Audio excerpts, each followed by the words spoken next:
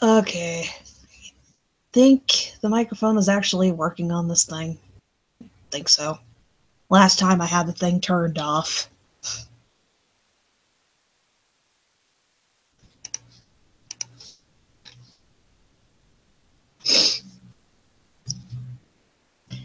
I have a special guest today, or not really a special guest, more like a spoiled, fluffy dog sitting here in the background staring at me.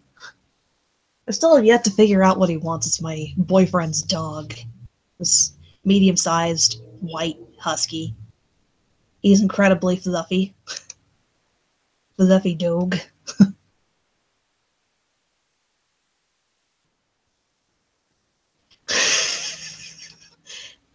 Man, I do not have much of anything interesting to talk about.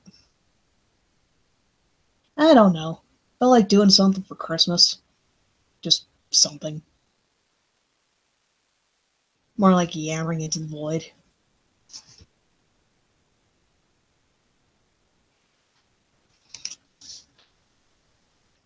Hmm. I haven't watched any Christmas specials this year.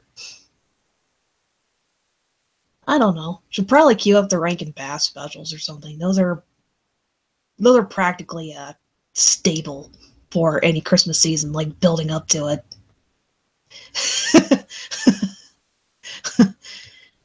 Okay, there's a little bit of a topic. Looked at the schedule for Cartoon Network. No Christmas specials on TV this year. Usually, you'd have a host of Christmas specials, like Ed, Edd n Eddy, Powerpuff Girls, whatever they have in their queue, or episodes labeled as Christmas.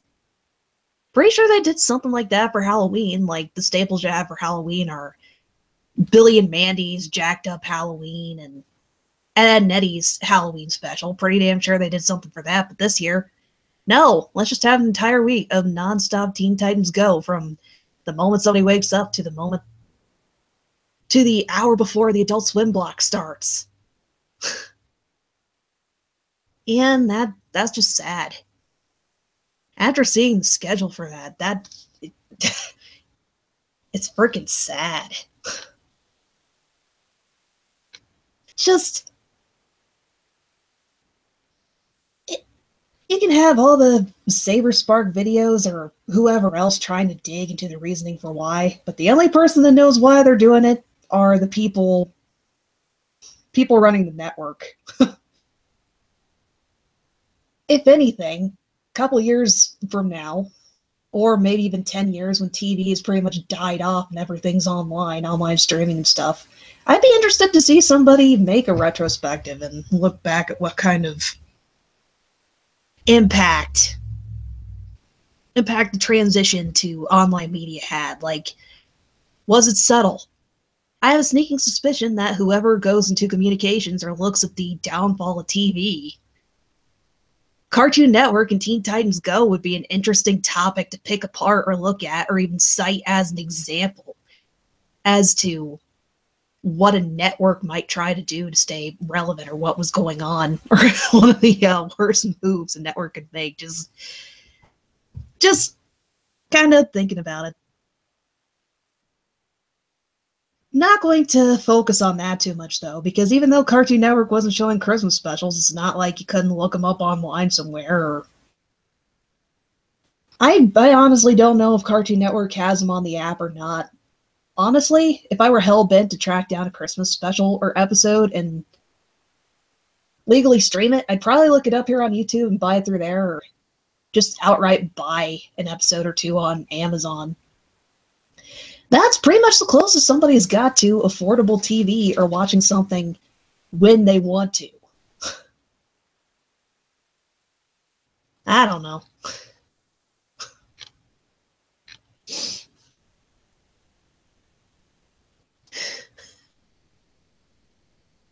If anything, that particular video got me, or speculations on Cartoon Network, the whole Teen Titans Go thing, it has me a little bit worried for OKKO. I'm kind of Man. I kind of hate getting invested in shows that are run specifically by TV networks and just Steven Universe, OKKO. I'm kind of worried as to what's gonna happen for those. I'm hoping that they at least get to run their course, like have at least some kind of ending and wrap up. I wouldn't be too happy if OKKO only capped at 2 seasons. I'm hoping it goes for a very long time, but we'll see. Steven Universe, I'm pretty sure that that's close to endgame anyway. They've had 5, 6 seasons. They've brought in the Diamonds, or the Diamonds have made an on-screen appearance. I just have the feeling that they're coming down to the wire on that. I may be wrong on this. I honestly don't know.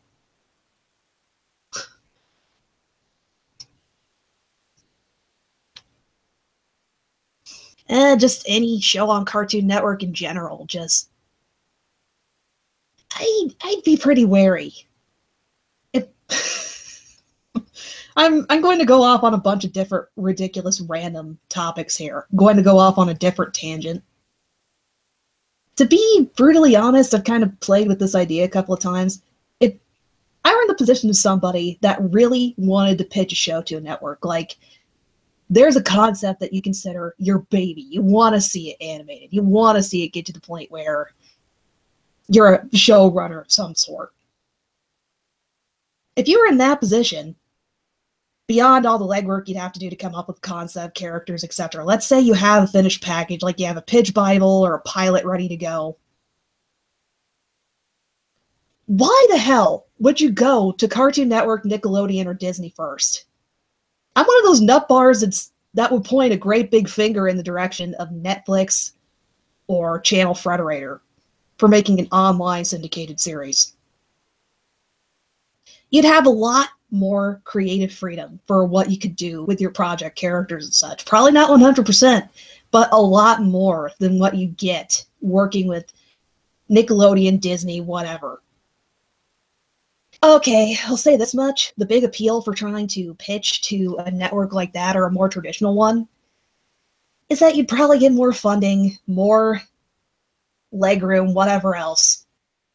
I guess I just like the idea of the unconventional route, because that's probably the future of TV that you're looking at right there. That's the future of how media is going to get distributed. Rather go in that direction than prepare for the potential future of entertainment, rather than stay on a sinking ship. That's just the way I look at it. I'm probably nuts saying that. I'm probably nuts, but that's just my take. I'm one of those kinds of people that I'd rather be a starving artist and have complete creative autonomy, control over my project, than surrender all the copyrights and stuff to it. When I think about it, I'm not egoistic enough to think, oh, I'm going to make the next Powerpuff Girls or something. But you never really know. Wouldn't it feel better as a creator to know that you have full creative control over your creation, so that you don't have an instance where the network can come back 10 years later and make a reboot of your property? A lackluster one at that? One you're not working on, all because they own the copyright to it?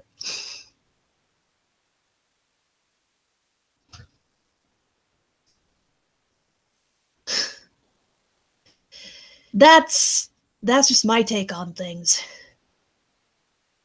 Probably, I'm probably a bit more biased towards the idea of being an indie or striking out on your own, because I have somebody else, or I'm dating somebody that I'll bet if he were interested in developing a game or trying his hand at it himself, he'd probably go indie or try to work for a smaller indie studio.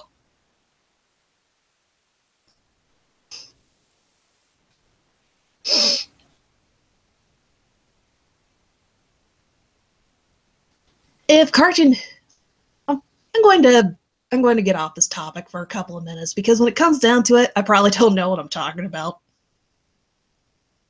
These are pie in the sky ideas. I'm just talking from the perspective if I absolutely wanted to try shooting for the big leagues or trying to get a show out there. Like if I were going to spend a couple of years in production to try and put something together and pitch it to a great big network. That'd be where I'd want to go. And if I got turned down by those two, probably downsize the project and go from there. Just in regards to Christmas specials or even holiday specials, if Cartoon Network's going to keep up stuff like this, I'm almost half tempted to say, make a list of all of your favorite holiday specials right now. Like, let's say I were really looking forward to Halloween this year and knew Cartoon Network was going to come up with some kind of monkey business like they did. I'm picking Halloween for this ridiculous example. I would go ahead and make a list of all my favorite Halloween specials, from the Grim Adventure special, the Halloween themed episode of OKKO, sort of make a playlist of those, buy all of them, burn them onto a CD or something, make a list of them, and just watch them from my home setup. There you go. That's the closest I can think of to simulating watching a bunch of holiday specials back to back on TV. It's not the...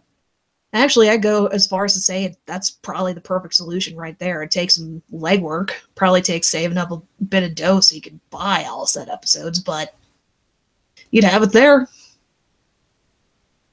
If you were absolutely hell-bent to have the Cartoon Network holiday experience, anyway.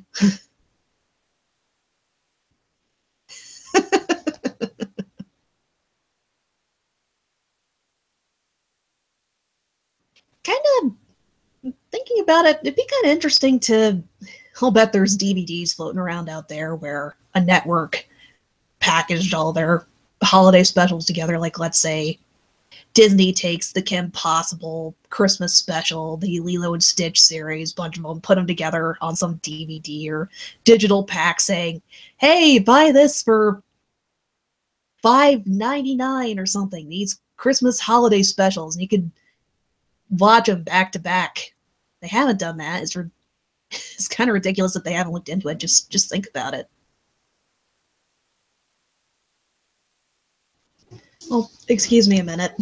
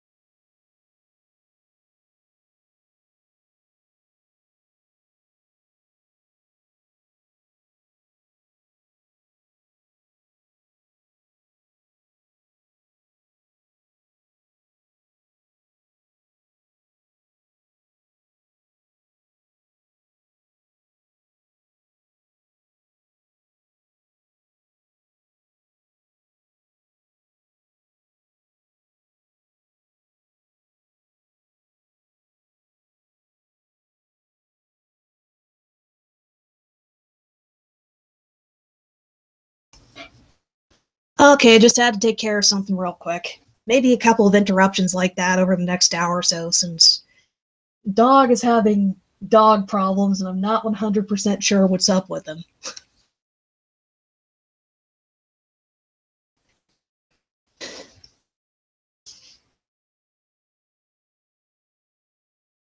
Oh, okay. So coming back to the whole discussion of packs of Christmas specials and stuff. Yeah, makes sense that a network would do that. Need to look up whether or not Cartoon Network's done something like that. That is the one other solution I can think of for getting access to Christmas specials other than just compiling a list and queuing it up for yourself.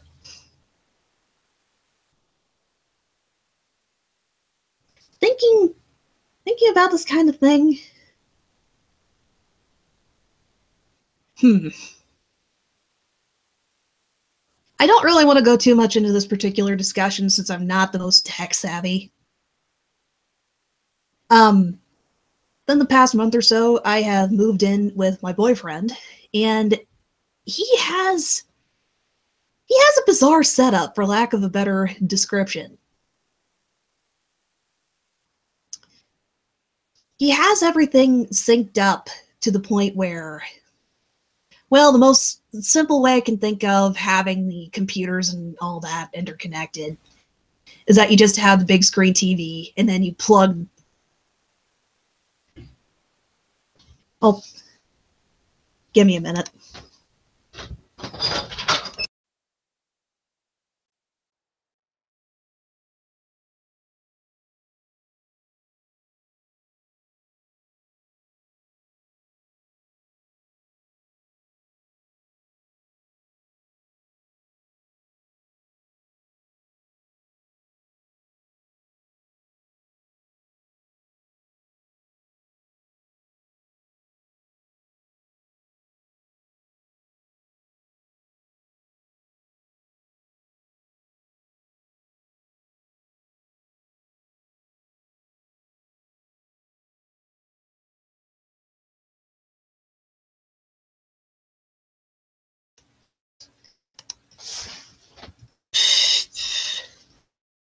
Okay. Sorry about muting the microphone again, just taking care of something. You're taking care of me. Yeah, my boyfriend's probably going to be in and out several times tonight, not doing stuff. Going to leave the stuff is fairly ambiguous here since... I'm a prostitute. No, Adam!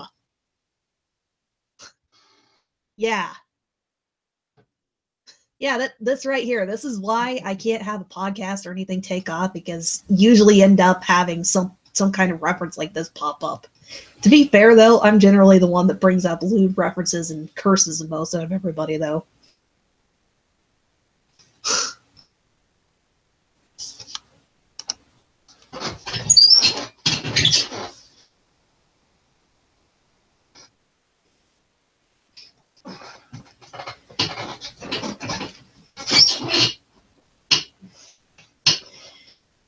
Man, I'm kind of digging around for stuff to talk about. I don't even know why.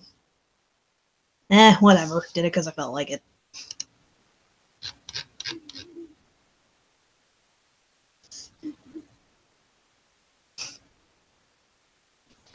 What kind of drives me nuts is how long has it been since the newest bunch of Star Versus episodes now, and there's still a bunch of...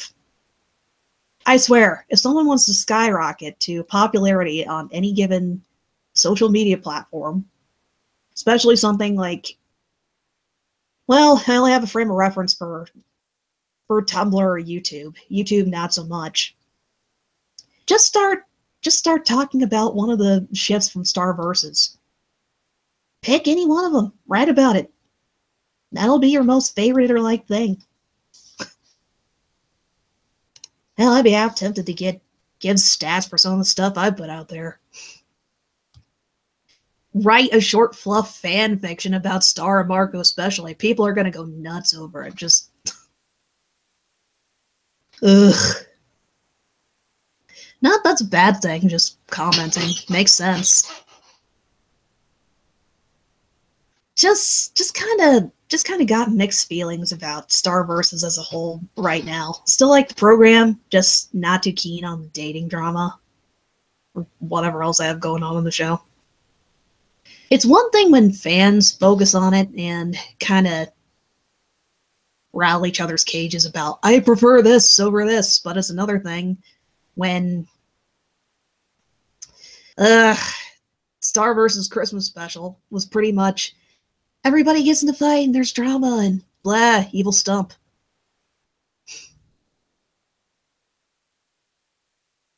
The evil stump was a secondary thing. The biggest highlight was, oh look, Tom and Marco are fighting over Star. They're fighting over Star. Yippee. Almost sounds like a watered down premise for a Harlequin novel or something. I don't know. And I'm probably just focusing on the shipping because it's one aspect of the newer episodes I'm just like, ugh, can we hang up this topic already? I can't really say much. I enjoy participating in it, making like fan content and stuff like that.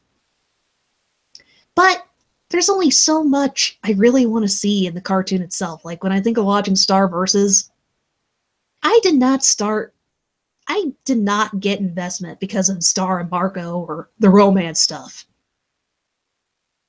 What hooked me in was this show's quirky, eccentric sense of humor is similar to what Maxwell Adams had in Grim Adventures of Billy and Mandy. It was a nostalgia thing. Grim Adventures was my favorite cartoon growing up. So the fact that there was a little bit of that same vibe and theme there, that's what drew me in. Kept watching because I like what storylines they're tackling, how they decide to go about character development. I'll still say this much. The Marco, Jackie, Star love triangle is still one of the best I've seen executed in just about any form of media I've come across. That one was fantastic. Tom, Marco, and Star, that one just shaky. Very shaky. Probably wouldn't be so about it if it wasn't like going through a revolving door. Like you have Jackie exit and then Tom steps in and then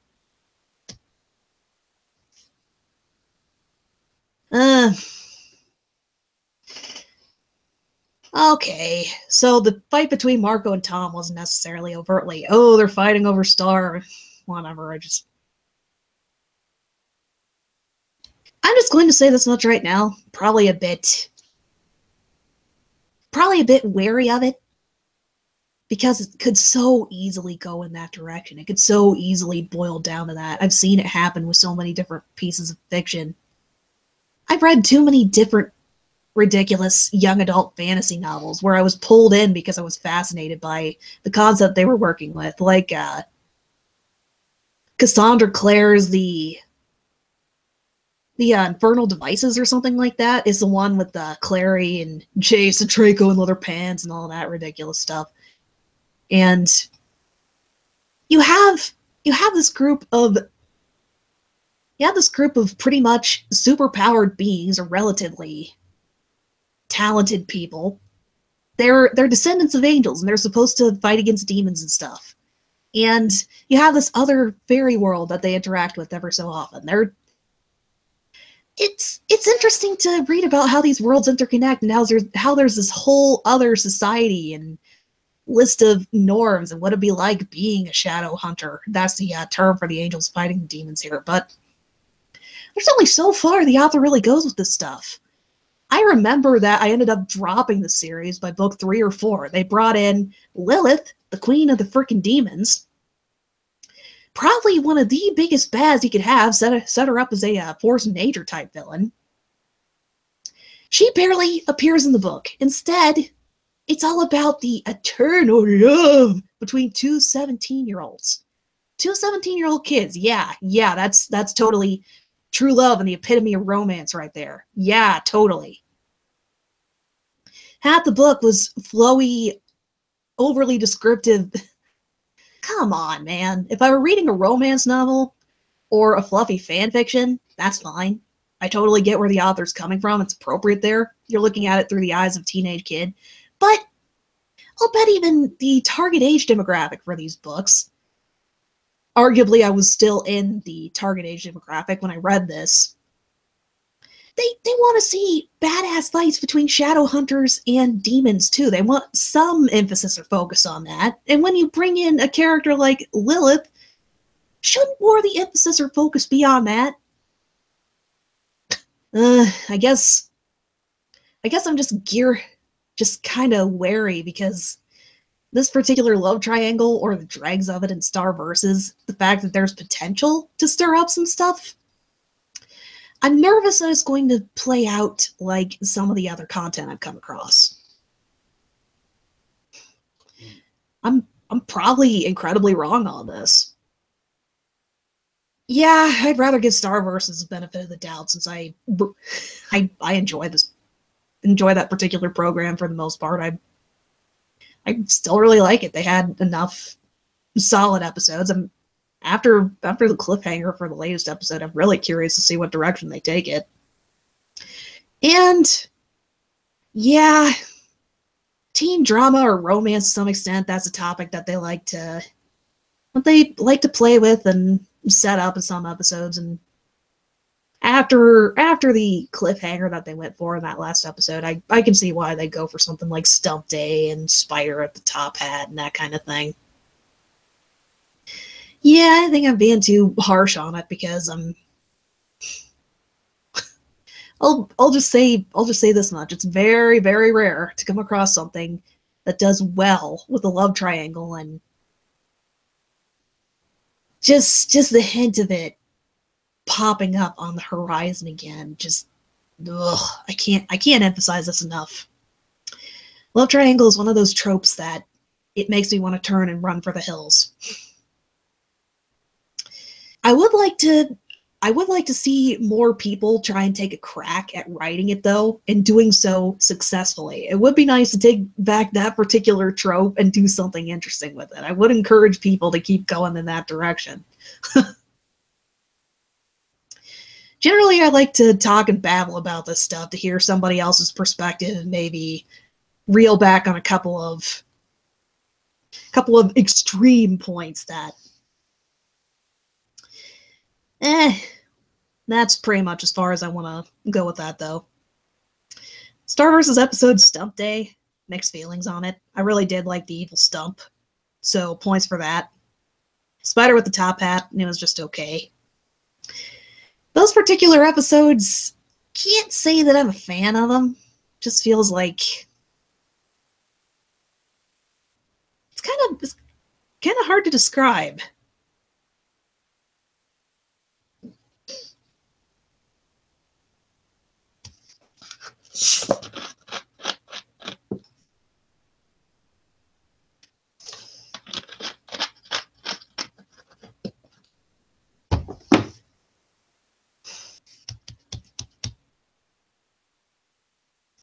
Yeah, I'm gonna switch topics again since there's only so much I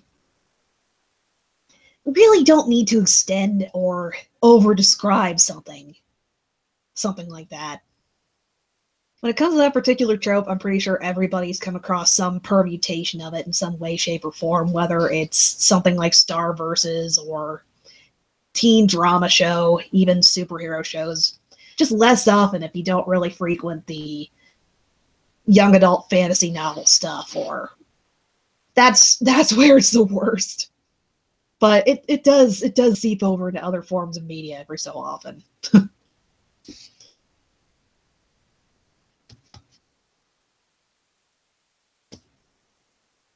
Actually, thinking about it, has there been an announcement for the next Star Versus or when that's coming out, or is that kind of in limbo right now? Always kind of up in the air. When it comes to keeping tabs on this kind of stuff, I should be better about following news outlets and stuff. Probably be easier to keep tabs with an RSS feed or something. Usually when something new comes out, one of my buddies told me about it. Like, I have a buddy that's a big Star Versus fan. He was plugged into it for the longest time, and that's why I know half the stuff I do about it. That tends to be the case for a lot of stuff.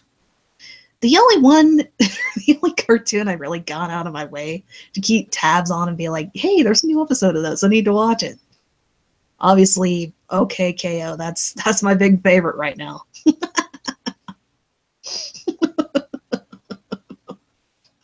It's kind of ridiculous. Just it has just about everything I want out of a modern cartoon, I guess. It has a episodic, kind of fun, spontaneous, ridiculous format.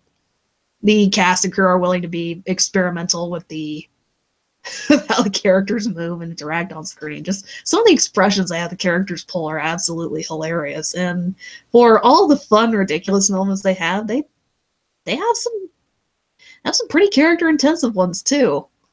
When I say that the episode Second First Date is my favorite out of the series, it's because of what that brings to Rad and Enid as characters.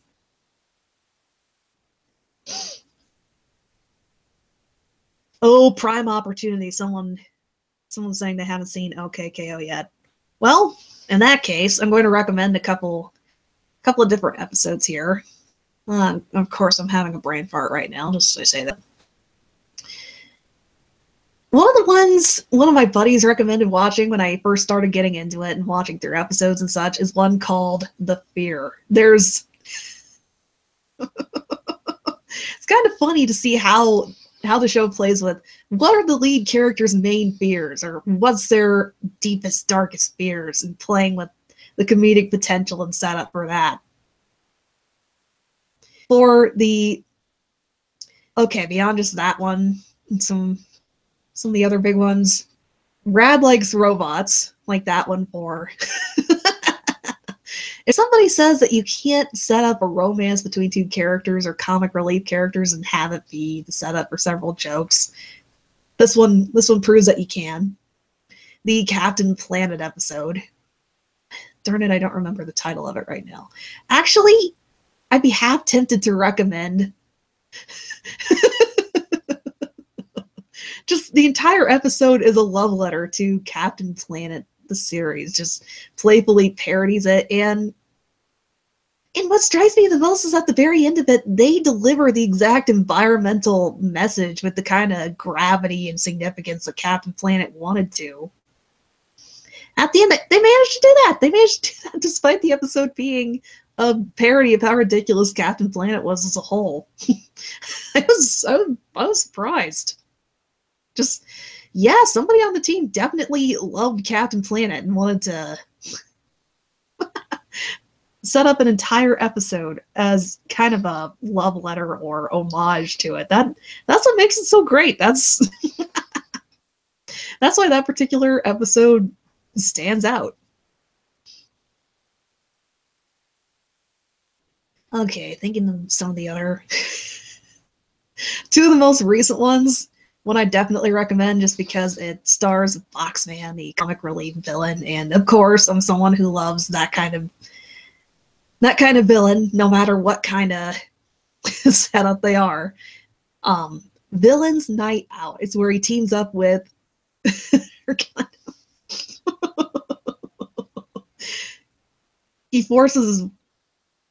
he invites himself to some kind of fancy party. His buddy Venomous is going to make some acts obnoxious, and all the other villains get upset and tell him, "Oh, you don't belong here. You're a loser," or something like that. And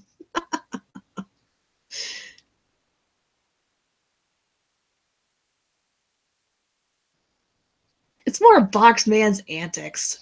Think about that particular character. If you're familiar with Sonic in at least some way, shape, or form, especially if I've only seen a couple of clips of Eggman or Dr. Eggman Robotnik from Sonic SatAM, that deep, velvety, booming voice. I find it absolutely hilarious to have been told by somebody, this is one of the most dramatic characterizations of Robotnik I've ever seen. He's scary. He is actually kind of an intimidating villain in this. Jim Cummings, man behind that. And then he's also voiced the campier, kind of more ridiculous versions of Robotnik too. And then he's also voicing a character that's pretty much a parody of Eggman Robotnik to some extent. The same man who voices this deep brings this deep booming voice to a more serious villain. I think that's a big part of why I find that particular character so entertaining. I'm just imagining Jim Cummings having a good time in the recording booth, just kind of some of the expressions he might have had on his face, wondering if some storyboarders might have been watching the recording and then deciding, hey, we got to bring that emphasis and gestures to Boxman the character. Just imagining that. Sometimes when it comes to certain cartoon characters, what makes them stand out to me, or why I might like them to some extent, is there's some where that particular voice actor, that character is definitively them. I don't want to imagine that character voiced by anyone else. Some of those cases would be Zim from Invader Zim. Richard Horvitz is the only one who can pull off the weird inflections and mannerisms and stuff that Zim has. And also Jack Spicer from Shaolin Showdown. Danny Cooksey. That is the only person that that can make Jack as ridiculously pathetic and charming as what he is.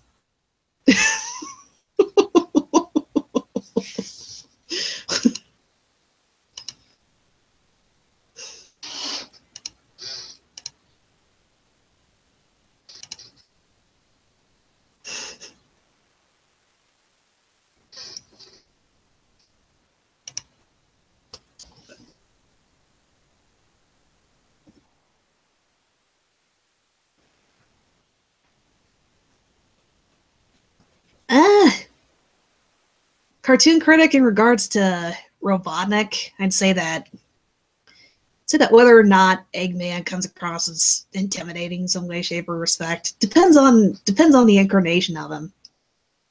In Sonic Sat AM, when he was the mysterious villain in the chair, had potential there, in my opinion.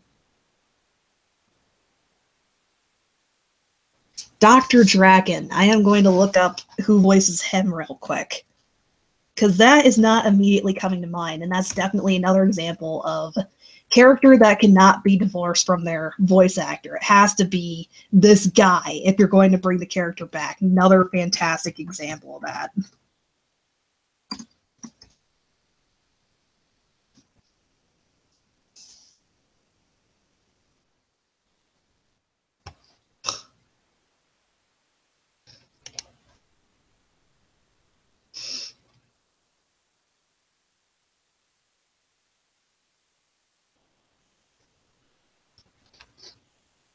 Oh, John DiMaggio. I feel so ridiculous now, considering this guy is one of the more prolific out there. Like, he has so many roles. He's one of the first that anyone else would pick out for certain voices, but of course I didn't. Yep, he's the same guy behind Bender, Jake Dog on Adventure Time, and those are just the roles that immediately come to mind. There is a whole slew of others, but I'm not going to pull up the Wikipedia page and read all of them off. You can do that yourself.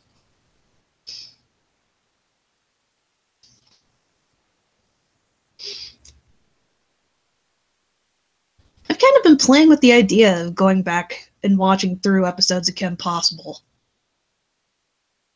Certain ones, though, just thinking about it, I remember kind of having mixed feelings about Kim's character as a kid. Like, this person seems too perfect to be real, for lack of a better description. If I watched the cartoon, it was pretty much... I don't know. I watched the show for the villains, definitely. Especially Draken and Shigo. They pretty much stole the show. As for Kim as a character, just kind of thinking about it, they're okay. I can't say that she's just mixed feelings about the writing for her. There's thinking about that one episode where she got strangely jealous of Ron. But if I watch back through, it'd be a lot easier to pin down exactly what kind of character Kim is. Kind of difficult off the top of my head. Jack of all trades kind of character, conventionally attractive, but in that kind of gray area as to where, depending on the episode, you'd have a guy that would ask her out because he liked her, or you might have okay, yeah, there's another point in her favor. Might feel like guys are kind of intimidated by her. They actually kind of touched on that in the movie So the Drama when they were focusing or touching on the whole do Kim and Ron have some kind of romantic tension stuff. Yeah. Actually, I think when it comes down to it, if I'm not very good at describing Kim or Ron as characters, it's because I didn't really watch the show for them. I watched for the villains.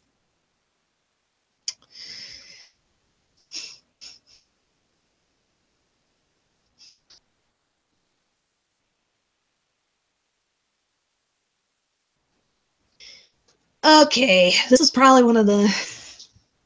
When it comes to quote-unquote classic canon ships, the ones that people went nuts over, I'm kind of with you on that, Cartoon Critic. I was never too big on Kim and Ron. There, I'm just gonna come right out and say it. They're okay, but I'll even go so far as to say I have mixed feelings about Draken and Shigo getting together. That one felt a bit odd to me too.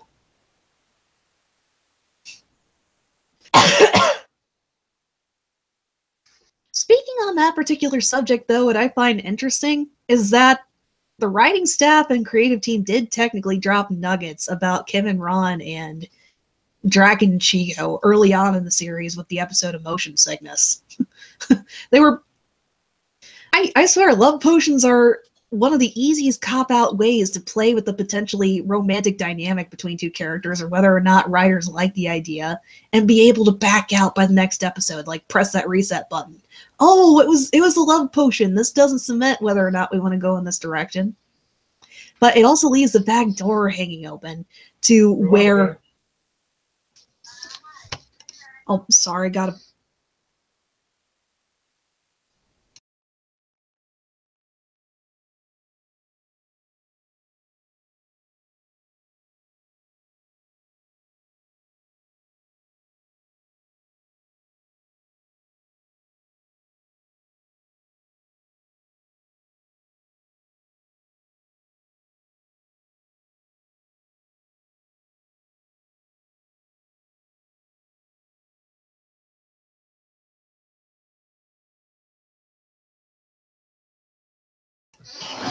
Sorry.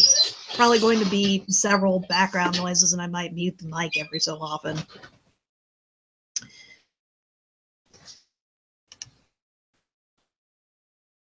Okay.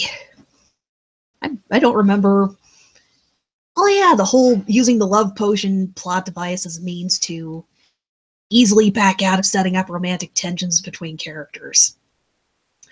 That's not really what they did for Kim and Ron or Shigo and Dr. Draken. They were kind of playing with it, but the most blatant example I can think of for using a love potion as setting up romantic subplots in the series, Jimmy Neutron.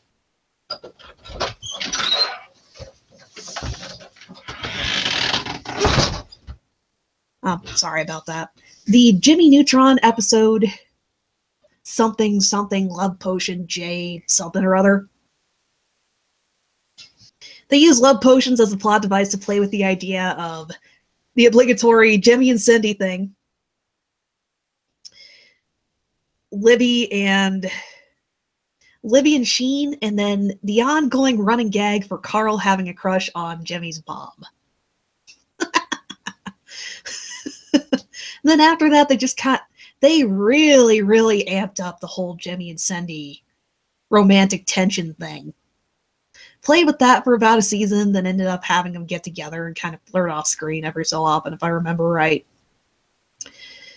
Now, when talking about this stuff, I'm not bad-mouthing the whole love potion thing.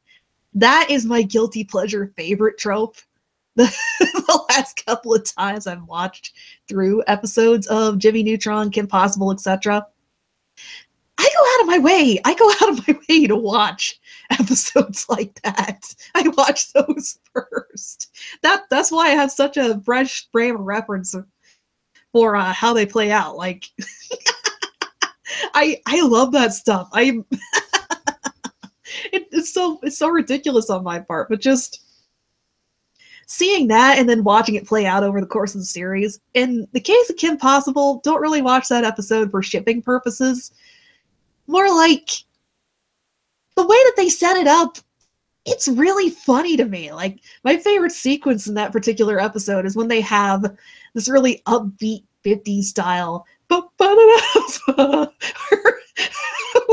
where Ron and Dr. Draken, respectively, are trying to avoid the romantic advances from Kim and Shigo, trying to avoid them like the plague. I always get such a kick out of that. Just that upbeat music playing along with it. Also, in regards to Dr. Draken and Shigo, that one wasn't necessarily as blatant as Kim and Ron, but they definitely implied it in the last movie. They definitely implied it. So I go as far as saying, yeah, that one pretty much did become canon. They just didn't have an on-screen kiss scene.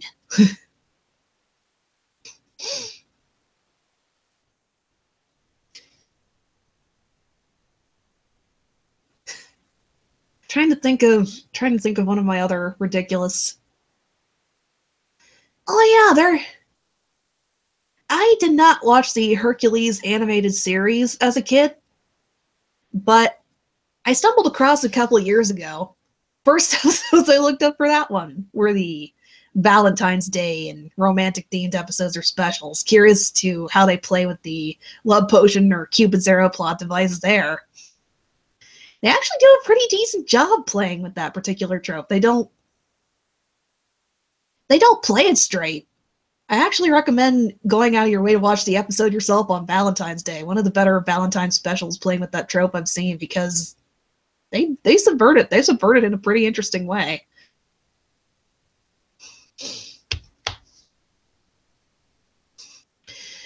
Trying to think of another one.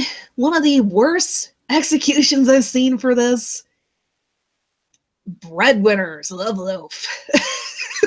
But that one's been put through the ringer enough that I don't think I need to touch on or discuss this. Sad thing is, that was the very first thing I ever reviewed, or one of the first things I ever reviewed as a quote-unquote cartoon reviewer. Second thing I had queued up to make a video about after the jacked up Halloween special for Grim Adventures.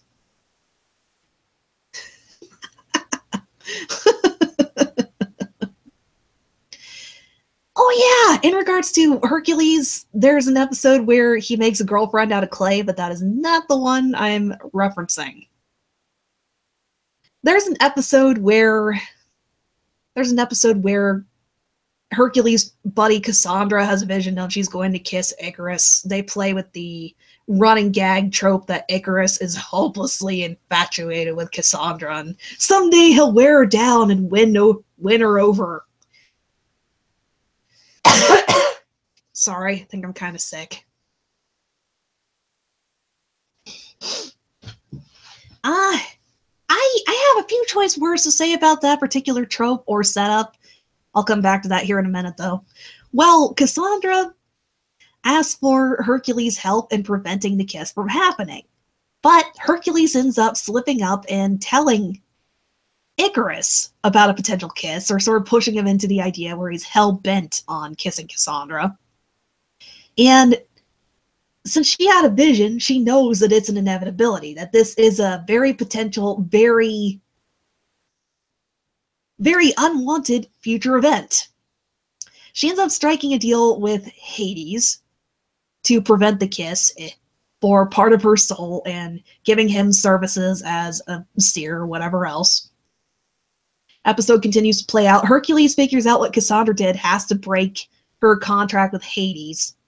He ends up asking Aphrodite for Cupid's arrow to make Cassandra like the idea of Icarus long enough to get her to kiss him and break the contract. That's pretty much the big subversion or trope, or deviation from the typical love potion or Cupid's arrow thing. He's using it as a device to save his buddy, rather than play matchmaker or try to get somebody to like him instead. Hijinks ensue. A bunch of stuff happens. I'm not really going to spoil the rest of the episode. I'd recommend checking it out for yourself, since it's a fun episode. The series is surprisingly entertaining for being a spin-off of one of Disney's animated movies. I'll just say this much. Divorce it from the main series that it's based on. It's a lot more fun if you look at it as a separate thing with its own identity and personality to it.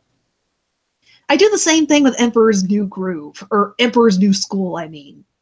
If you don't see it as directly related to the source material that's based on, it's a lot more fun to watch through it and see what the writers do with this cast of characters.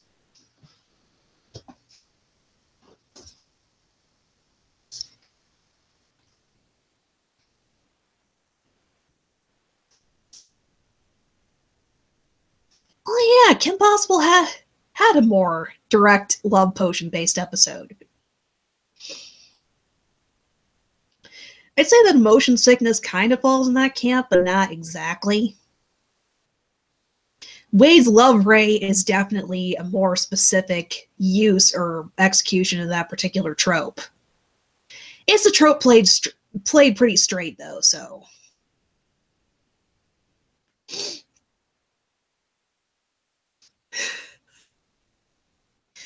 Okay. Topic I wanted to come back to was touching on the dynamic between Icarus and Cassandra. The whole guy has a hopeless crush on her and is waiting to wear her down, and just, ugh. I can't express how much I hate that. I am so glad that that's not really much of a thing anymore, that you rarely, if ever, see that in cartoons or any other media. It's gross. It's gross when you have a character hopelessly obsessed with or infatuated with another one, and it continues over the course of the series despite the other character saying, no, I'm not interested. No, I'm not interested. And they do that several different times. Take what I have to say here with a grain of salt. This is definitely a topic I want to put a little more research into. But it seems like Urkel and Family Matters popularized this particular idea. Because later in that particular sitcom, he does end up dating Laura, and stuff ensues from there, and it just kind of carried over into cartoons. Icarus is one of the bigger examples I can think of.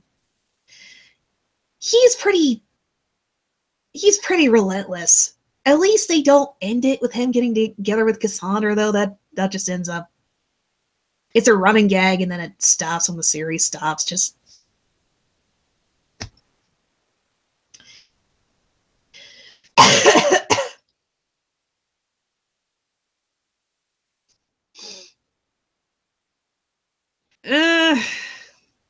I'm just going to say this much about that particular trope. If it's well implemented or executed, it comes across as playful or actually legitimately comedic. In the case of Icarus and Cassandra, it's fairly well executed. There's only a couple of times where it makes you groan or roll your eyes. It stays in the camp that it's supposed to. It's a strictly comedy thing. In the case where it's... I guess it really depends on how the trope is executed, really. If I were going to set up a couple with that particular kind of dynamic, it'd be resolved within 2-3 episodes and then just dropped. It's when that kind of trope outstays its welcome that it gets unpleasant. Like when the guy starts getting creepy, or it's not funny anymore.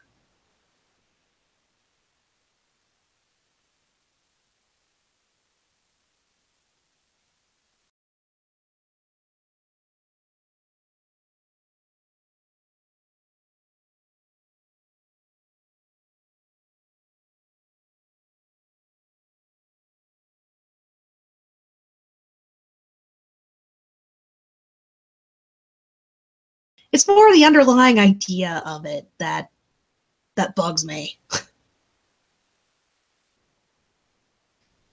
I guess I think about it too much. Ugh. I was kind of building up to a nerd rant about Sheldon from My Life as a Teenage Robot. In his case, just it's always kind of horrified me that there's a comment floating around, or the idea that Sheldon and Jenny end up becoming canon, or even some of the hints or nuggets that were sewn in throughout the series. Had to do some major legwork there to sell me on that, because over the course of the series, it's just creepy. It's creepy. Sheldon is a creep. What kills me is that Sheldon is probably my favorite character on My Life as a Teenage Robot. He can be pretty funny and entertaining when he wants to, but it's some of the scenes that he has with Jenny that are so pathetic, and it's just, there's only so far that they can push that before it gets creepy and just, ugh. Like, there's one scene where he gets down on his knees and outright asks Jenny, "What do I have to change about myself to make you like me?" or something like that. Just, no! No, you don't do that. Just, I guess from a viewer perspective, if a kid watching that gets the right impression or interpretation from that scene, it's that Sheldon is an example of what not to do. If you're looking at it from that case, yes, very well executed scene, but just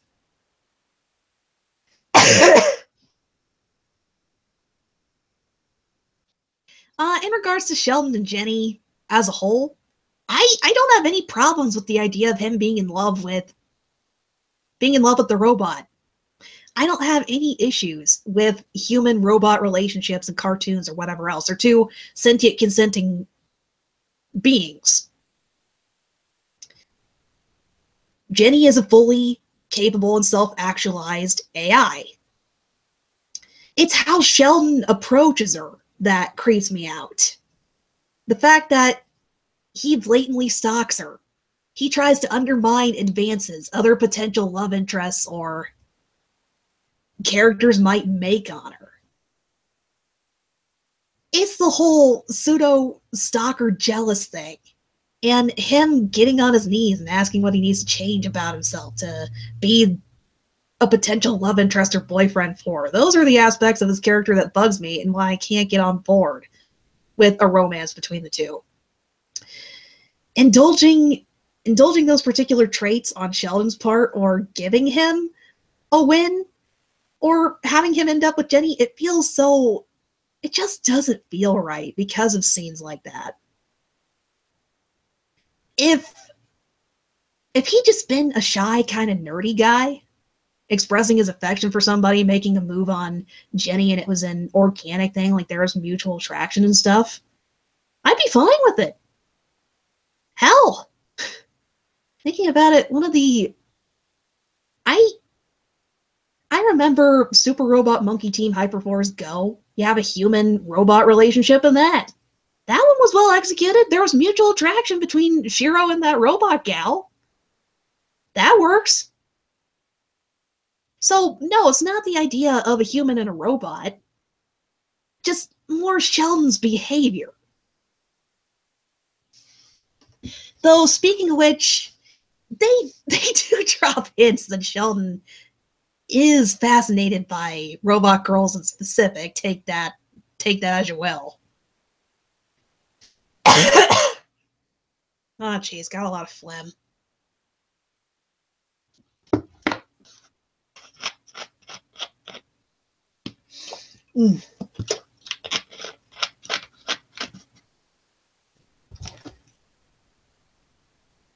I guess if Sheldon were going to end up with Jenny or that nonsense, just,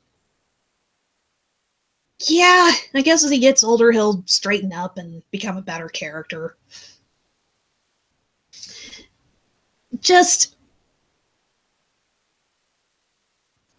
I don't know. I have mixed feelings about it. If Sheldon had a character improvement episode, or it was years later where Sheldon was pursuing other interests and making something of himself, and then he happened to run into Jenny again, and then it happened organically, like they kind of reconnected from there and bonded over mutual interests or something. Like, he just asked her out like a normal person and things went well. If that's how it ended up endgame, I'd be just fine with it. But as is, them as Then this hormone-crazed teenagers and Sheldon with his creepiness. No. Hey, Alpaca. Merry Christmas to you. Sorry. I'm hoping I'm not getting sick. Have to work tomorrow. Only staying up this late because I can get away with it. Probably gonna be later in the morning. Have to go out and work, but yeah. Ugh, it's so freaking cold up here. Oh, ugh. If I were let run loose, I'd probably rant about snow and winter for like 30 minutes. Ugh. In regards to Legend Quest, I've seen a couple of episodes of it. Trying to remember what those were. I remember one of my buddies was pretty interested in it and watched it on Netflix with I watched Legend Quest on Netflix with Eric and Bacon a while back. Those are the guys that do Talking Rainbows, Talking Puppies. Hang out with them ever so often. Legend Quest is okay. It's an interesting show from what I've seen so far. The biggest thing in its favor is that some of the monsters and folklore that they deal with or bring up on the show are less popular or not quite as visited ones. Like, this is probably going to sound ridiculous on my part, but Legend Quest was my introduction to the concept of what an Alebrije is. I still need to do some more reading and research on this, but that cartoon is where I was introduced to the concept of what that was before seeing it brought up and kind of played with again in Pixar's Coco.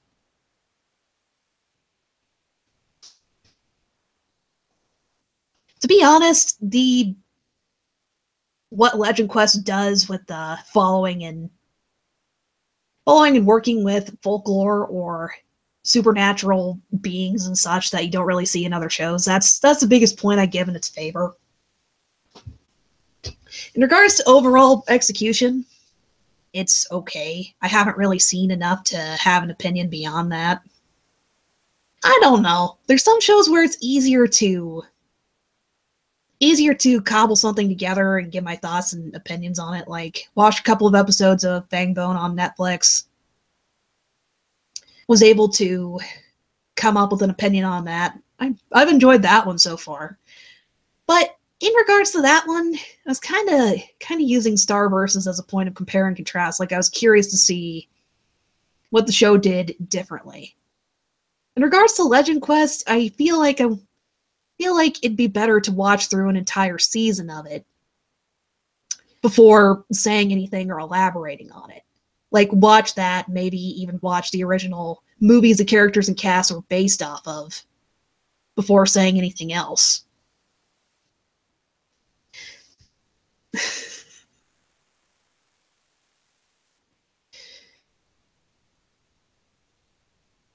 So, going to put a pin in that particular discussion for now. Did hear from a buddy, the same buddy that introduced me to it, that Legend Quest got a season 2, so he liked the show and didn't really know that.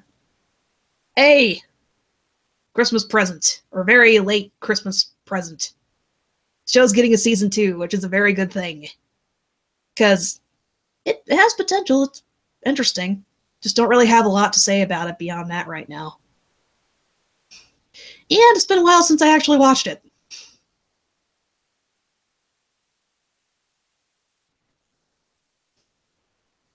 Cartoon Critic, for some frame of reference, Legend Quest is currently on Netflix. The entire first season is on there.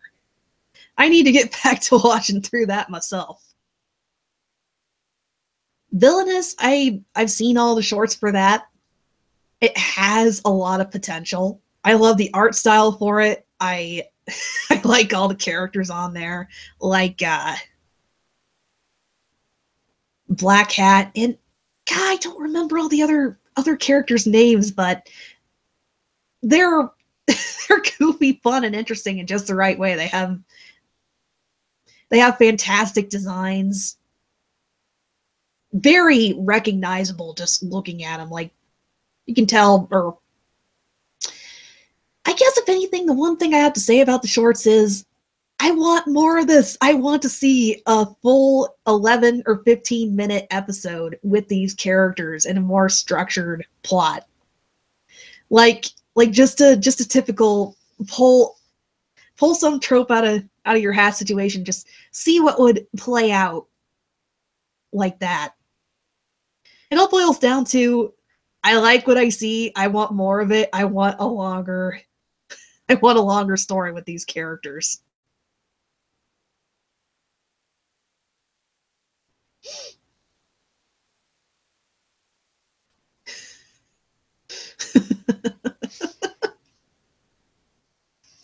This is going to be an incredibly random comment on my part, but Black Hat is the epitome of dapper. That his costume, just that is something I would wear if I had a bit more self-confidence and was a bit more fashion conscious. As it is,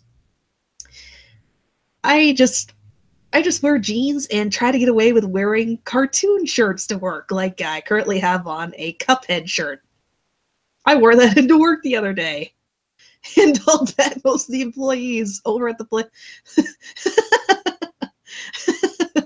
I'm an outside vendor. I come in to service specific displays and such. Not going to go into specifics there.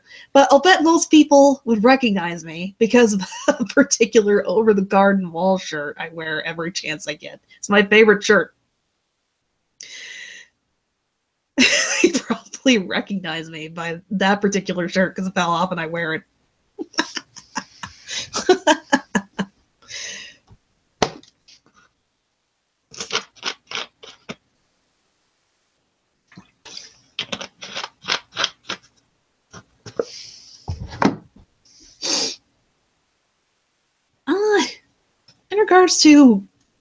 In regards to Cuphead, to be honest, I prefer it just the way it is. I don't think it needs a cartoon. It's fine as just a 1930s themed video game. I don't know. I just feel like adapting it into a cartoon or animated series would kind of defeat the point of the project or setup itself. What makes it so distinctive is because you're pretty much playing a cartoon character or playing out a 1930s style vignette. That's the entire point. Turning it into a cartoon kind of I don't know. It's one of those kinds of concepts where it's fine the way it is. It's fairly simple and straightforward, and the charm comes in how they decided to animate or set up the characters, or I don't really think it needs more than that. Cuphead is actually one of those things where I try to stay away from fan content. If people enjoy interacting with the game, writing fan fiction, making fan comics, whatever else, go for it. More power to you. This is just one of those things where I'm probably not going to check out fan content for it. I'd rather just keep Cuphead as its own separate thing. That's just my take, though. I will say this much. I am not married to this particular opinion. If somebody comes up with a really, really interesting concept for a Cuphead cartoon, like they've done something interesting with setting up the characters, or there was potential in following an animated series or movie about them, and it was made by the guys behind it who came up with the characters and all that stuff. If that were the case, yeah, I'd be interested to see what happened, though. In general, I'm not really going to be all that heartbroken if I don't see a series based on it.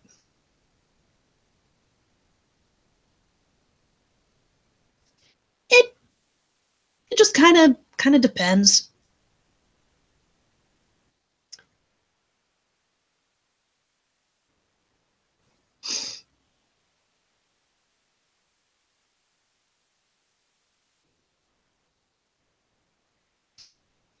I guess I'll put it like this. If the creators or people behind Cuphead decided, hey, let's try turning this into a cartoon or animated production of some sort, I'd be curious to see what they did with it.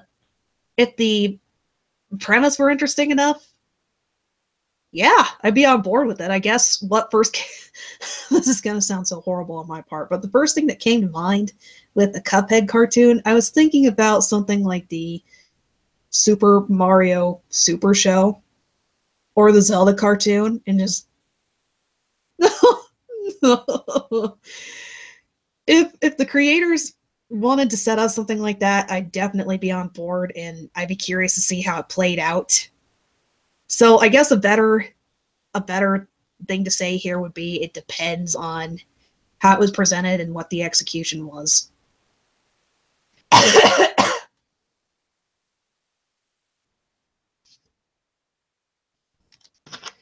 I will say this much. I would be pretty disappointed to live in a world where we didn't have Mama Luigi. Would be pretty disappointed to live in a world where that wasn't a thing, though.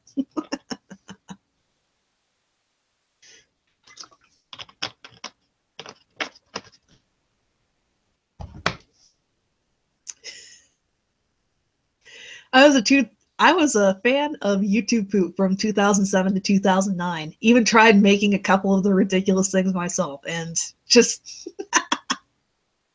there will always be a place in my heart for ridiculous things like the Mario CDI game, the Mario animated series,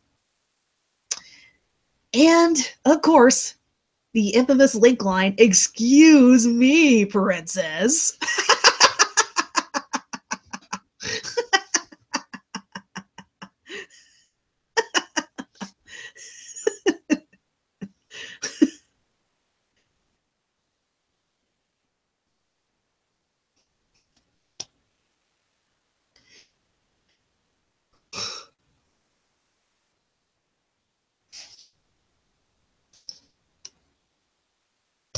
Need to get Headcanon Hive back up and running again. Probably gonna do that this weekend, since it's after Christmas and all the holiday madness and stuff is over. Just trying to think of what would be a good topic to discuss for that.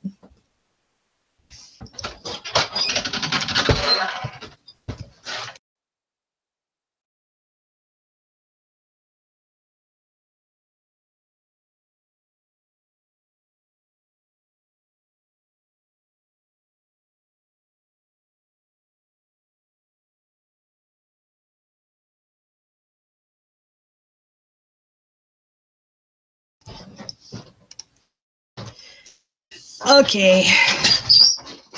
Sorry, I just paused again.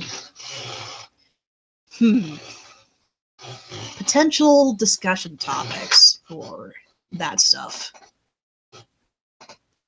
I don't really want to stick to a particular topic, though, because I end up discussing entirely different, unrelated things anyway.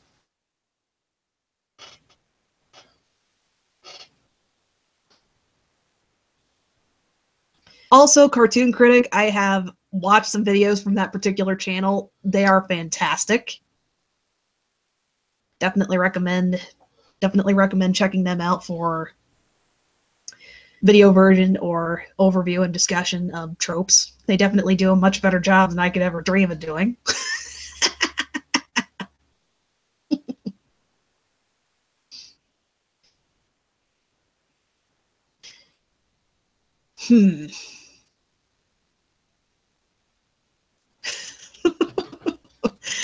I'm trying to come up with topics, and the horrible thing is,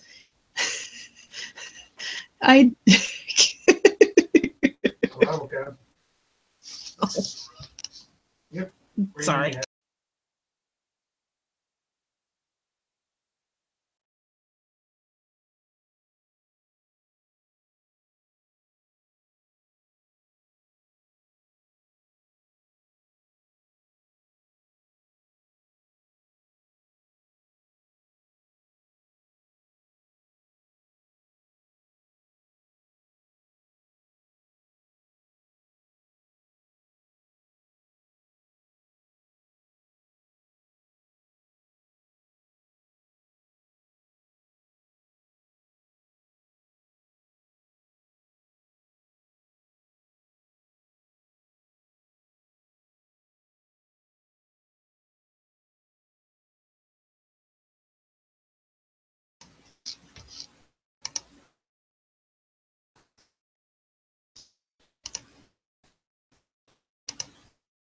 I just thought of a potential topic I like the idea of covering. Favorite villains, or even if that's been discussed, I'm gonna bring it back up again.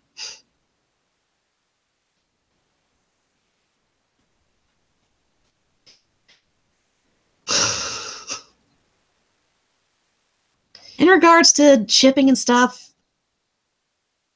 how about we just go for another Valentine's Day episode and have that be a free-for-all discussion of ships and stuff? I'm just gonna be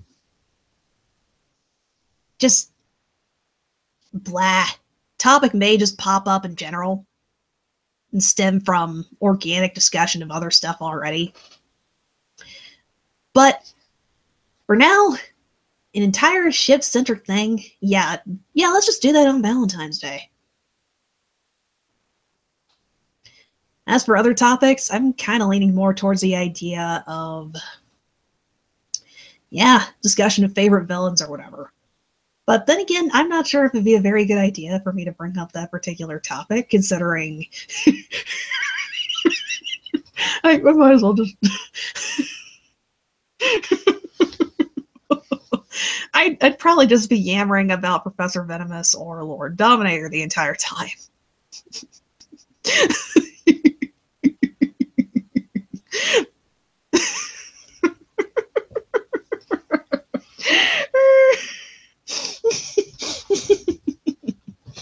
Oh, shut up, Alpaca. Making the comment about digging aliens when you gush about fishmen. Last time we talked on Skype, you sent me a screenshot of Sidon and then getting all excited about Guillermo del Toro's new picture, Shape of Water, which is pretty much about a woman falling in love with a fish man. So you cannot give me crap about finding aliens and possibly purple vampire guys attractive when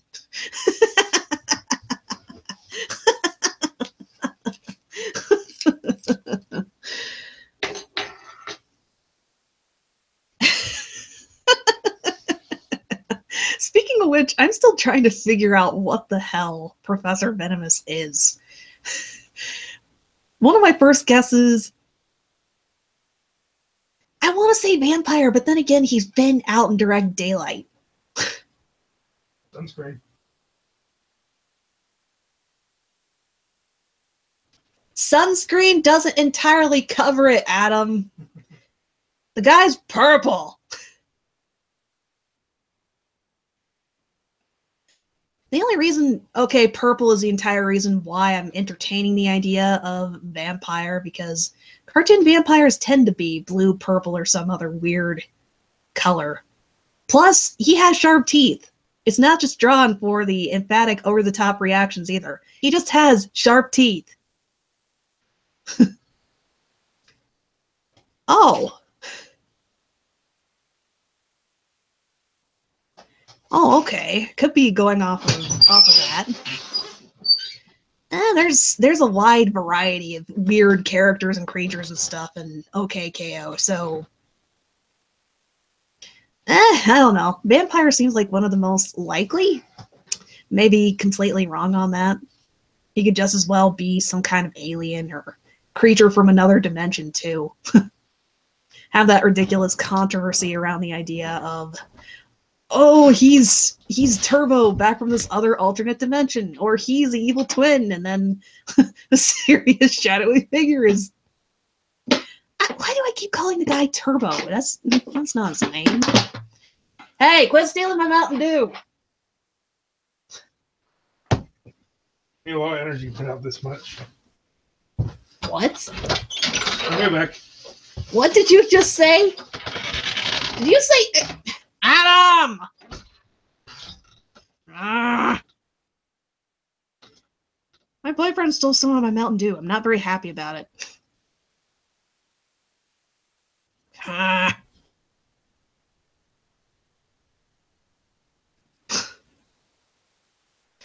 I can't believe I kept calling that guy crap. I forgot that character's name. It's not coming to mind. It's Because Carol's first boyfriend in the flashbacks and stuff were pointing KO. That dude trying to figure out whether or not. What I'm curious about is this antimatter dimension he went to. Is that what? Did he turn purple and then come back on the other side and then evil twin or whatever?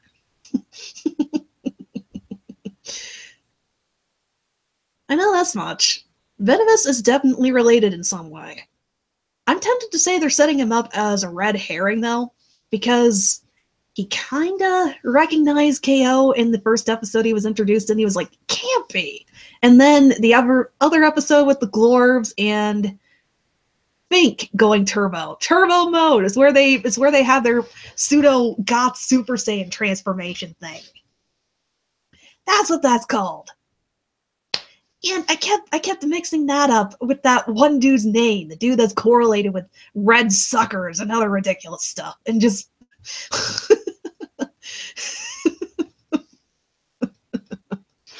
just the fact that Venomous's minion is attached to that, and then you have mysterious purple guy who's trying to get KO to unlock that form, and then the mysterious disappearance of what's his face, and just the thing that would give it away or connect things for this would be Carol's reactions to Venomous. Like, does she know the guy? What would her reaction to him be? But then again, even if she seemed kind of surprised or like, I know you, he could still be the evil twin that she heard her ex talk about or mention every so often. I don't know. I'm just tempted to... I wouldn't put it past the show to just play things straight and have Venomous be a mysterious, shadowy figure, but I just keep getting this feeling that no, he's a red herring. This is a red herring, or he's looking into the same stuff as what shadowy figure is, or I don't know. I don't know. There's lots of people playing with this particular idea. I don't think I'm going to be writing any rambly things about that. I'm more entertained by the idea of...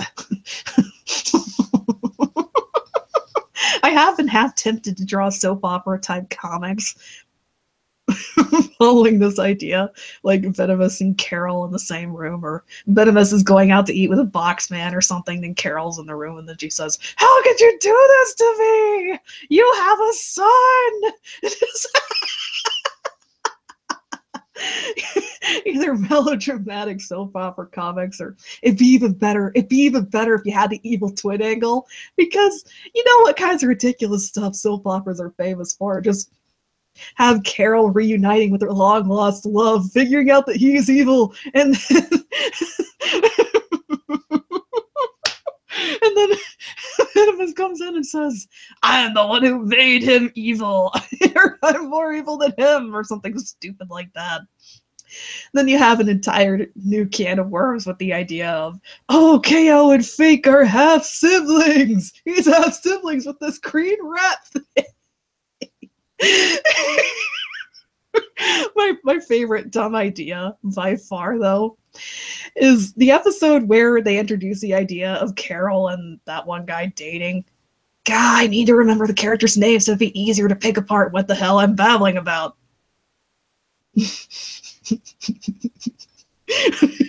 Just, they make such a phallic display out of Carol and her boyfriend licking this bright red lollipop, or this sucker.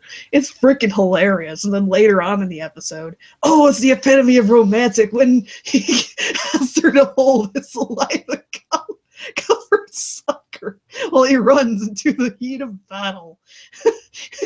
I have been so tempted to draw Venomous just licking a grape sucker or something like that, like essentially licking a grape sucker, like having Boxman staring at him or something while he's doing it, and then zooming in on it and just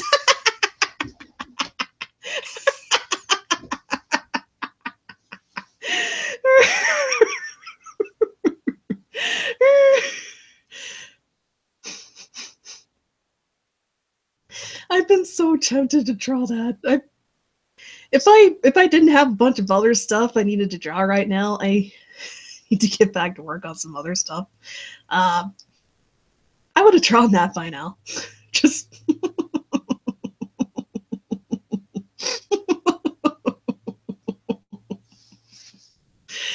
yeah, there you go. That's why you shop either Dominator or Venomous in a stream or discussion, because that's gonna be all I discuss.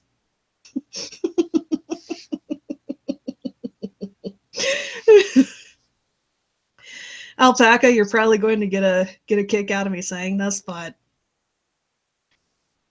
I claimed Lord Dominator as waifu close to a year or so ago now. Close to a year or so ago. And I have gushed about her on so many different live streams and stuff. But then I bring up Venomous once in a freaking live event. And that's the character my persona got drawn with as a freaking in-joke. I have an in-joke with Alpaca and some of my buddies where Alpaca especially, poor gal, has to deal with my asking, hey, how's Mettaton today? Or just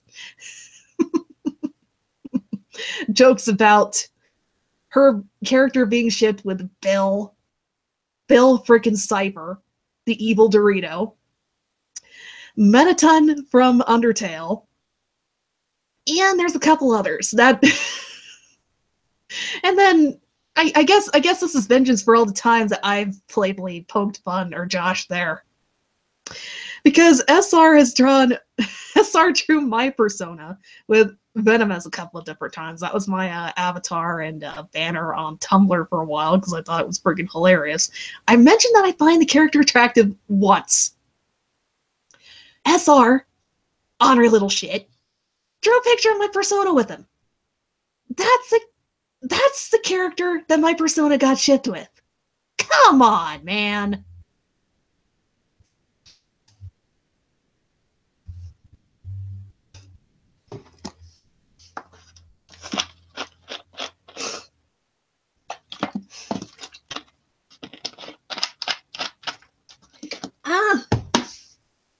Just for the record, I've toned down how much I talk about these characters usually. Just been a bit more ornery than usual right now.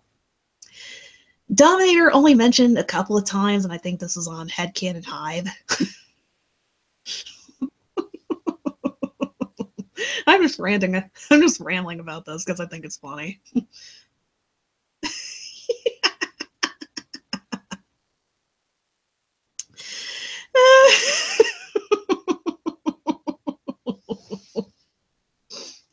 Yeah, of course you bring that up, Robot. There was some obscure live event or stream I did a while back where I complained about why hasn't anyone drawn me with Dominator, where I brought that up then, and then people were doing ridiculous stuff like, I ship you with the Dark Void, or I ship you with a bag of peanuts, or the most ridiculous thing that they could come up with. Alpaca gets fun stuff like Evil Demonic Dorito or Fabulous Robot. I get stuff like Sack of Peanuts or Vague Dark Void. I guess ambiguous weird purple vampire dude is a step up.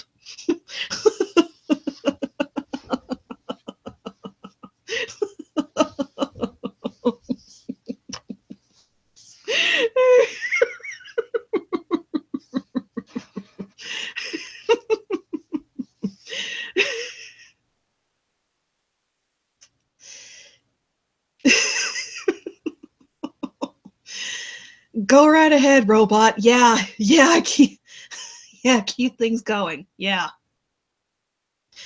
Oh my god. Alpaca, see what I'm dealing with here? See what crowd hole I'm dealing with in the comments section here. So you better be happy that the evil Dorito is probably the peak of the worst things you're shipped with. I have to deal with this.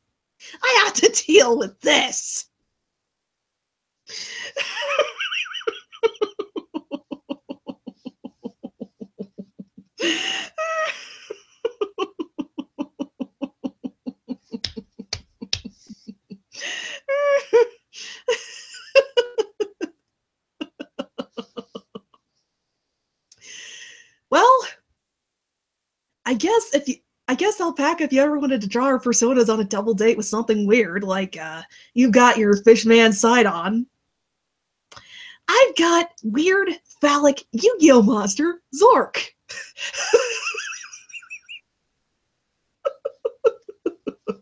Oh my god.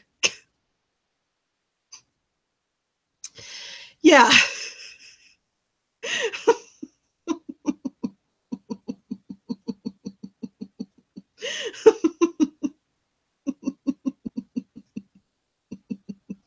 Ugh.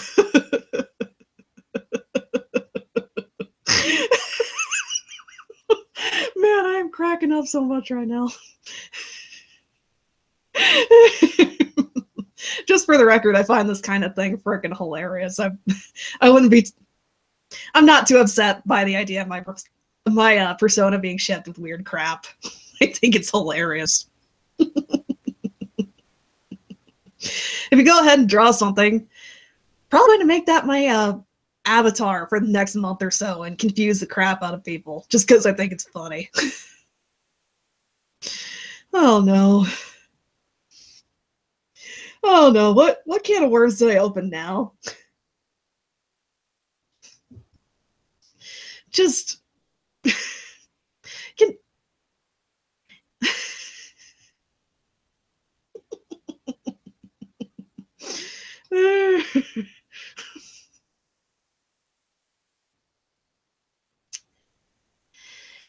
in regards to what popped up in the comments there about Merrick and Bakura from Little Karibo's Yu-Gi-Oh! Bridge series, I'd say that that's now an appropriate candidate for a future shipping corner because people have done in-depth breakdowns or analyses of Kirito and Asuna in Sword Art Online, the Abridged series. So, characters from Abridged series are legitimate candidates for breakdown, analyses, and discussion now. That one's actually been on my list for a while. I just need to get to it.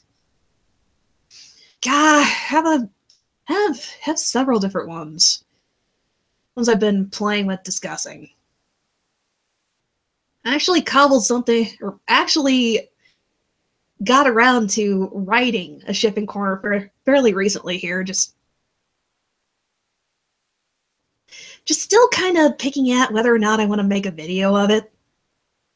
I have it posted up on my Tumblr. If you haven't already seen it yet, I dare you to guess what the most recent shipping corner was.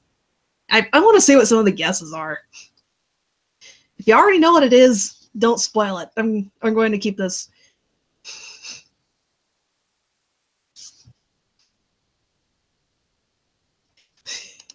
I'm gonna start miming Jeopardy music now. Do do do do do do do do do do do do do.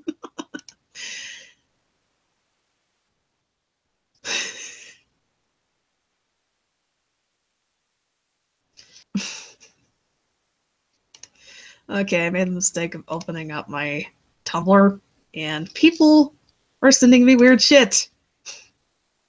Well, Robot did anyway.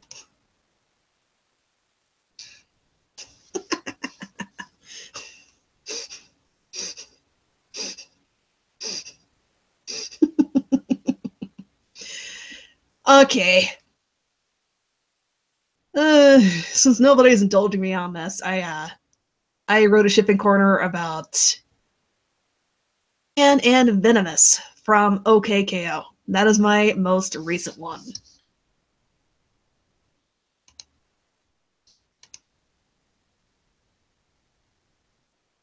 Oh no. Alpaca, what? Oh my god, Alpaca! Why? Why?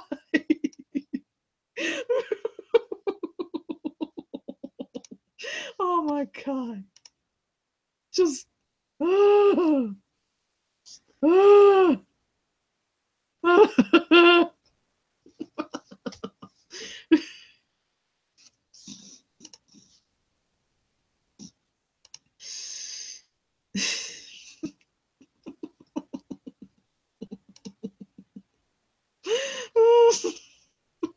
Alpaca was sending me stuff on Tumblr, but I'm not going to elaborate on it. No, I'm not showing you. If you want to know, ask Alpaca, because I'm not elaborating on it.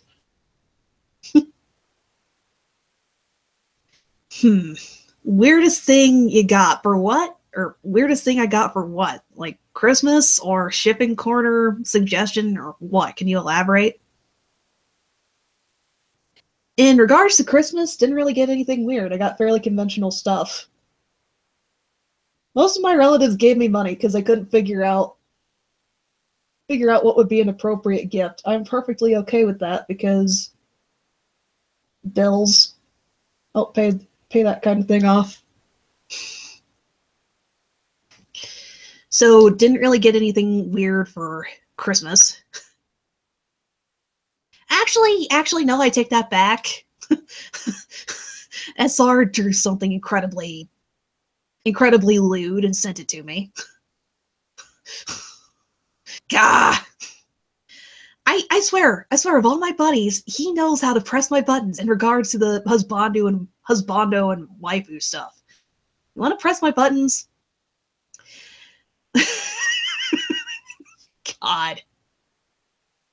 God, if you know me personally, it's pretty freaking obvious that I'm head over heels for Venomous and Dominator. Even my boyfriend teases me about these.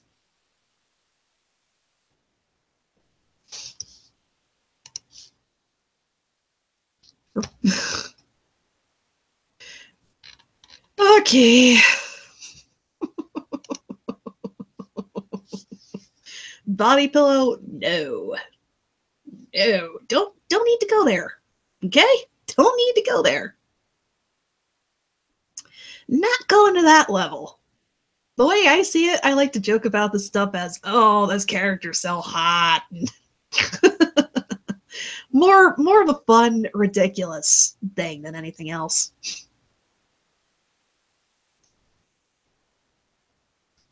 In regards, or since Shipping Corner and Chips and stuff came up, I'm trying to think of the weirdest suggestion I've got for that. Nothing's really coming to mind. Most of the suggestions I've got have been fairly conventional things. Yeah, none of them have really been too out there. I do remember what the most requested by far was, or one I knew I was gonna have to make if I didn't want my comment section or inbox flooded with it, and that's Adrian and Marinette from Miraculous Ladybug. Glad I got that one out of the way. Else I'd probably be I can just imagine someone chasing me down and demanding that particular video. Just I swear that's the ship that rules the internet. That ship and the love triangle.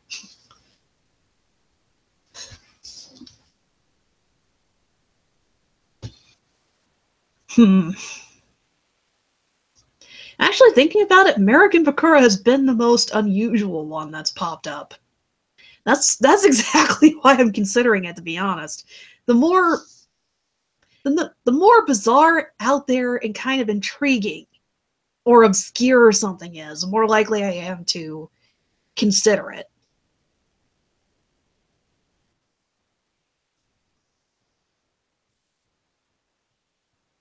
And no, that is not a challenge to come up with something incredibly bizarre to the... Just... Blah. This is not a race for the most obscure, horrifying couples you can dream up. Just, no, not doing that. I'll say this much right now. If I go ahead and resurrect or even bring up more Shipping Corner kind of discussions, very tentative on crossover ships. Very tentative on that since, well, there's some that you can come up with content or interesting ideas or scenarios for. But it's a bit more difficult than some others might be.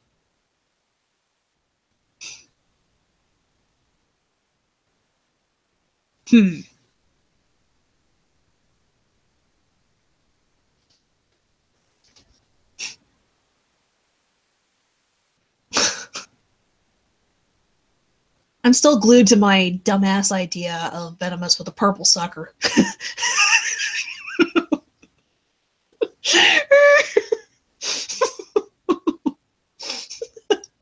Ideas like that are why I'm probably never going to.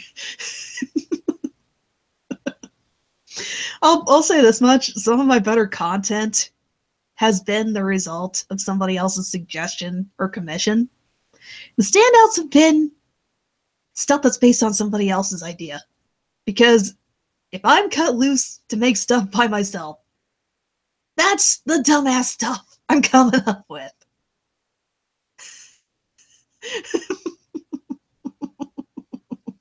Venomous licking, or essentially licking a purple sucker. Yes. Yes, that's the epitome of fantastic ideas and art right there.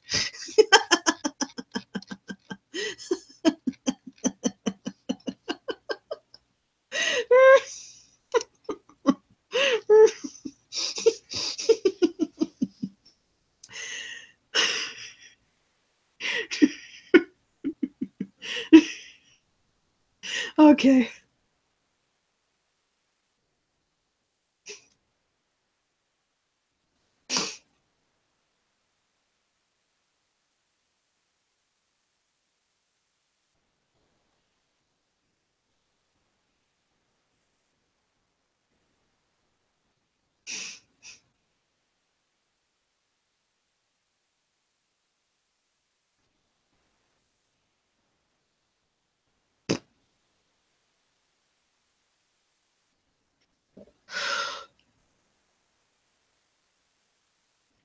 I'm kind of running out of steam, man.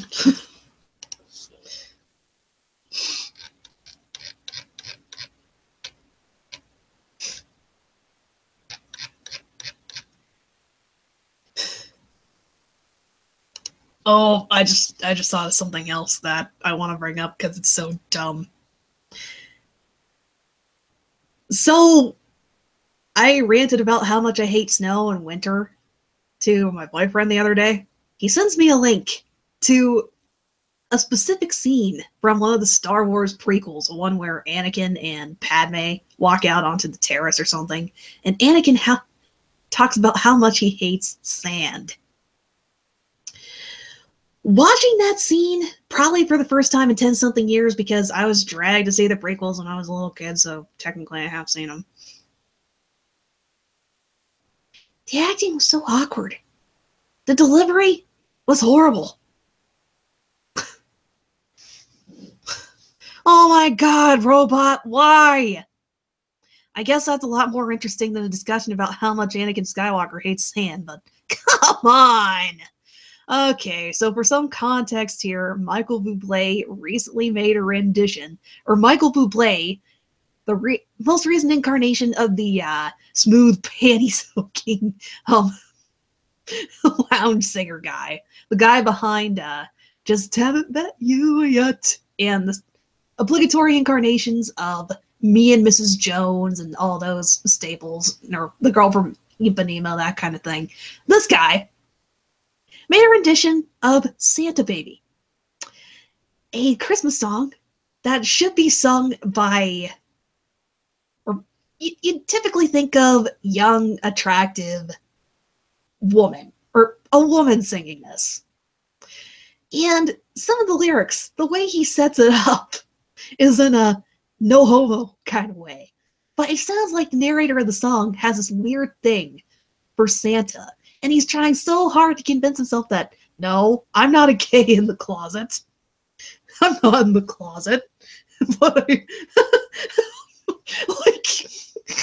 somebody needs to make a follow-up song to this, to probably the worst Michael Bublé song ever, where the guy ends up coming to terms with his gushing wells of emotions for Santa Claus and then running off with him on a gay romantic adventure, something dumb like that.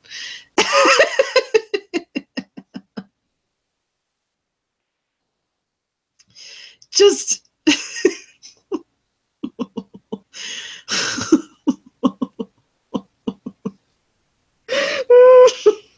just of course you had to put up that Michael Bublé song. Ah,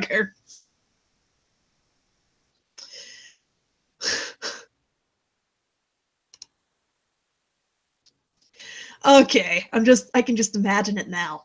Michael Bublé and Santa go to the same beach as Anakin and Padme for their honeymoon. Which couple has the worst chemistry? Which one is more awkward?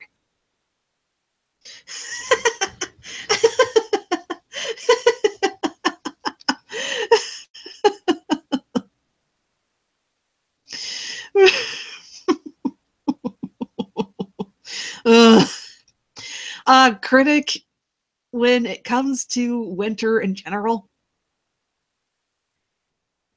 I don't even get that descriptive. It's more like, I hate snow. It's wet and it's okay. Yeah, that's pretty accurate. That's pretty accurate. Though the worst part of winter is when it gets below like 40, 50, like chilling, biting wind. That's the worst. Snow or ice-covered roads to the point where you're stuck inside somewhere. I hate that. I'm an adult with responsibilities and work now, and a lot of that work requires travel. So I'd like the roads not to be covered in snow. I enjoyed snow days when I was a kid, didn't have responsibilities and stuff, but as an adult, no, I freaking hate it. I like things to be fairly simple and straightforward. With what kind of job I have, it's enough of a pain in the rear to figure out where the thing is in the back room, who the manager is so I can tell him what I'm doing, just making sure everything works as smoothly as it reasonably can in a retail environment. Snow, ice, winter on top of that? No. I hate the snow.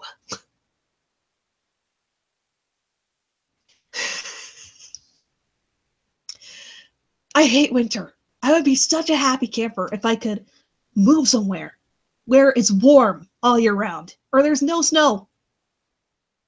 No snow, no winter, none of it. I hate it. I think people are nuts when they say, I live somewhere where it doesn't snow. Can I trade places with you? Can I trade places to live in this warm environment where it doesn't snow any time of the year? It just gets kind of unpleasant and cold. They can live up here and deal with the snow. Yeah, you can go roll around and play out in the snow and wear 10 different layers of coats. Enjoy it. Enjoy that. I don't want to. There you go.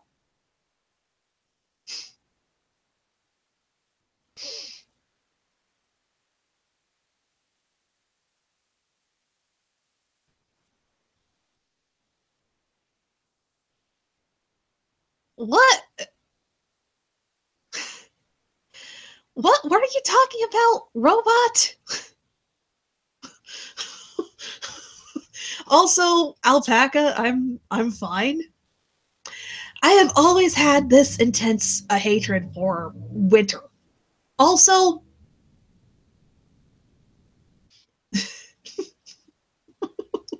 okay, I guess this is a side I don't really show much, I guess, or you don't really get a lot out of it because when I get on microphone, I prefer to be obnoxious and kind of ornery and wind people up. But I like to complain. I like to complain and rant about things.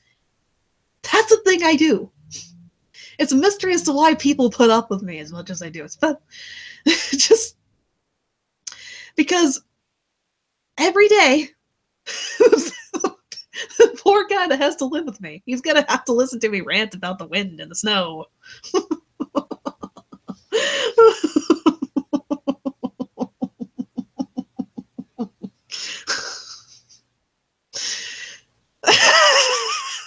Robot, I need a sucky makeout song.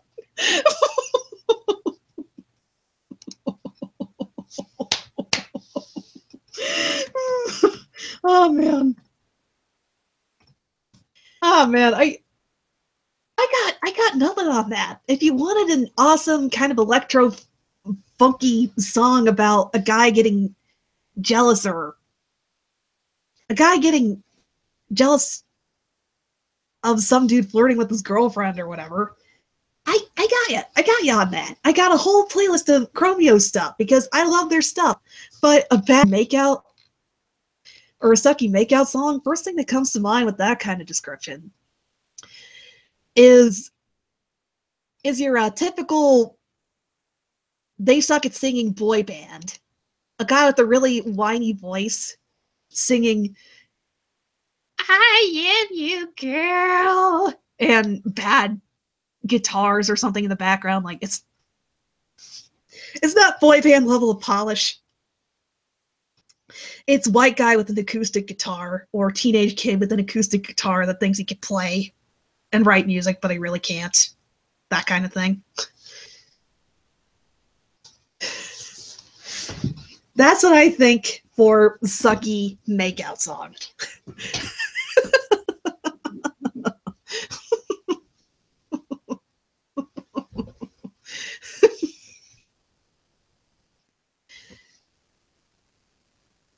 For a little while,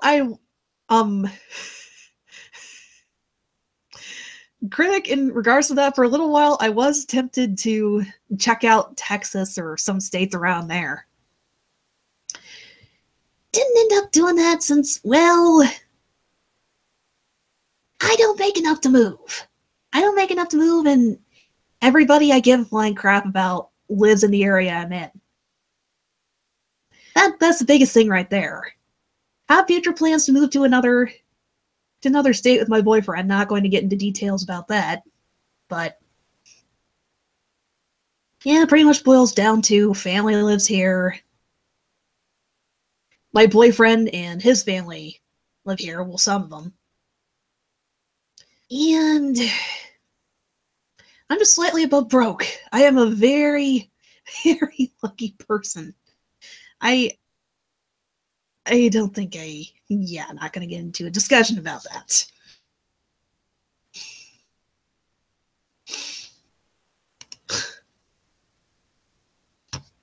Really don't want to get into a discussion about that because it's depressing. Hell, I get as involved as I do with making fan content and crap as a distraction anymore. Just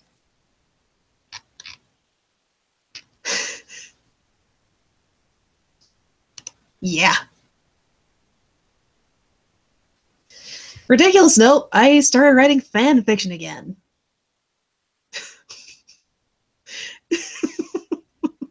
I even called said blog Scrooge Writes Bad Fanfic. Or Scrooge Writes Bad Fanfic. My original goal was, there were a couple of times in the past where I wrote parodies of reader insert fan fiction. You know, that you know those ridiculous things that pop up everywhere where it says Reader X character from this franchise, and if you look up a character on Google, like let's say you're looking up, I'm just going to go ahead and let's say you're looking up Eddie from Ed, Edd n Eddy, Reader X Eddie. That's one of the first things that comes up in the Google search, and just why? Every character out there, there's probably a reader insert fan fiction forum. I love poking fun at that kind of thing. Tried writing a parody about that recently. I need to get back to it. Just my favorite thing to do is to come up with the most ridiculous, absurd crap that I can, or even subvert reader expectations by having it turn out, nope, the character isn't interested in you that way, or have didn't turn out that way this time around. Most recent one I wrote was about Raymond from OKKO. I was going for, I don't know, I was trying to make it sound as ridiculous over the top as I could. Trying to poke fun at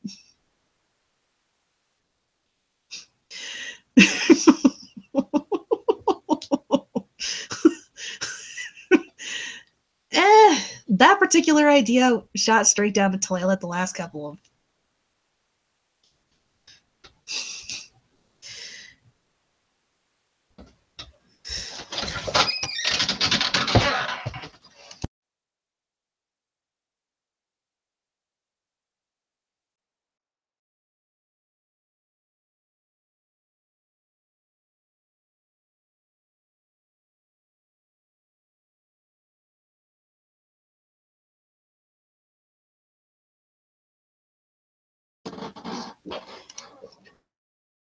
Of course you'd bring that up the minute I tapped away from this window.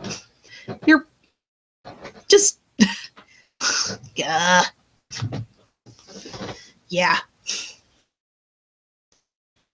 Sorry, but it is 1 o'clock in the morning. My boyfriend's gonna head to bed. I'm gonna do so myself, so good night, everybody.